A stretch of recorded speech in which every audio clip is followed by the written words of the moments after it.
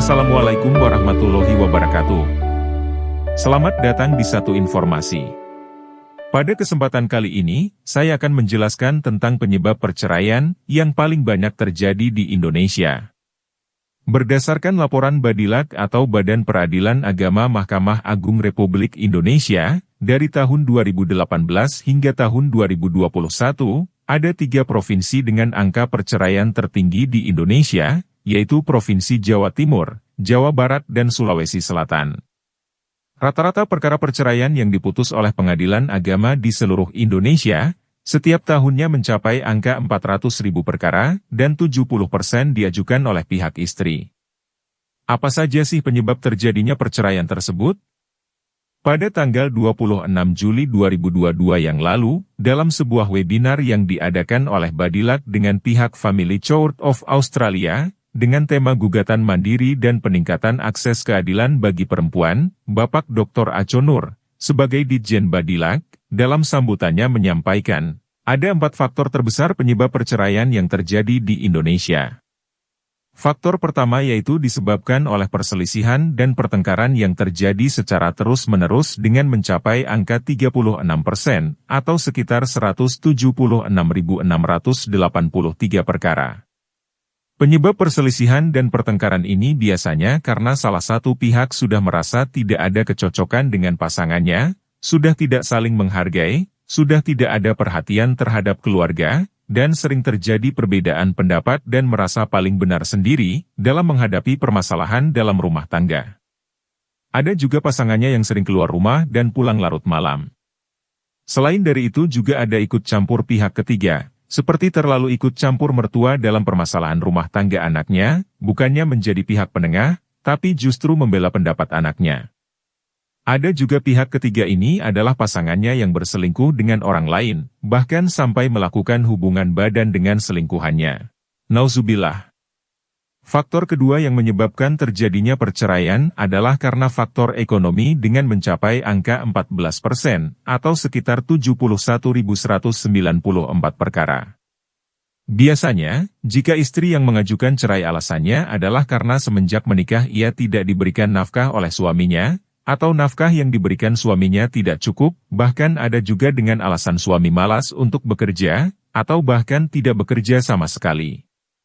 Sebaliknya, jika yang mengajukan cerai itu adalah pihak suami, maka alasannya adalah karena istri merasa kurang dengan nafkah yang ia berikan.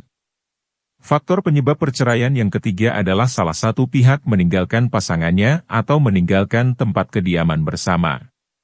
Faktor ini mencapai angka 7% atau sekitar 34.671 perkara.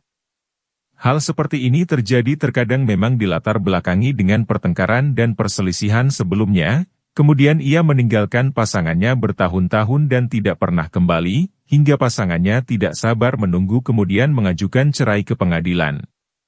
Faktor penyebab perceraian yang keempat yaitu terjadinya kekerasan dalam rumah tangga atau KDRT, dengan angka 0,6% atau sekitar 3.271 perkara.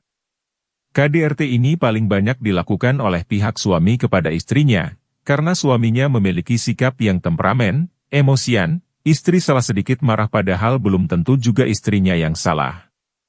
Seorang suami melakukan KDRT terhadap istrinya, terkadang karena memang ia sudah tidak sabar menghadapi sikap istrinya, mungkin karena ia merasa tidak dihargai oleh istrinya dalam rumah tangga.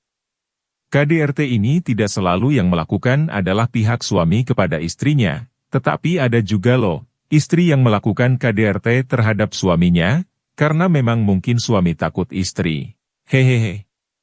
Selain dari keempat faktor di atas, ada juga faktor penyebab perceraian lainnya, seperti seorang suami sering mengucapkan kata-kata talak terhadap istrinya, atau bahkan ada juga istrinya yang sering minta cerai dengan suaminya. Saudara-saudara sekalian, itulah faktor penyebab perceraian yang paling banyak terjadi di Indonesia. Untuk mengurangi angka perceraian di Indonesia, makanya penting bagi pasangan yang akan menikah untuk mengikuti kursus pranikah, karena di sana nanti akan diberikan materi tentang manajemen dalam keluarga dan mengetahui kewajiban dan hak masing-masing calon pengantin dalam berumah tangga nantinya. Jika pernikahan itu adalah ikatan lahir batin dua hati anak manusia, Apabila ikatan itu lepas maka berakhirlah sebuah pernikahan. Jika kamu sudah punya ikatan batin dengan seseorang, apalagi itu adalah pasangan sahmu, jaga ikatan batin itu, jangan sampai lepas, hingga ajal yang memisahkan. Semoga video ini bermanfaat dan kita terhindar dari hal-hal yang dapat menghancurkan rumah tangga kita. Jika kamu suka dengan video ini, jangan lupa like, komen, subscribe dan share ke media sosialmu, karena like, komen dan subscribe-mu adalah sedekahmu untuk channel ini. Semoga Tuhan Yang Maha Kuasa membalasnya. Sampai jumpa di video berikutnya. Assalamualaikum warahmatullahi wabarakatuh.